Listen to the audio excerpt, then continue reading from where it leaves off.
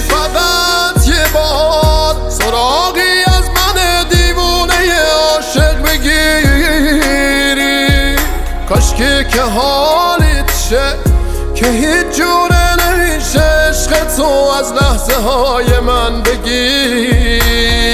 چطور تونستی که دل بکنی بذاری قلبمو روی زمین؟ مگه نگفتی که مال همیم؟ چی شد که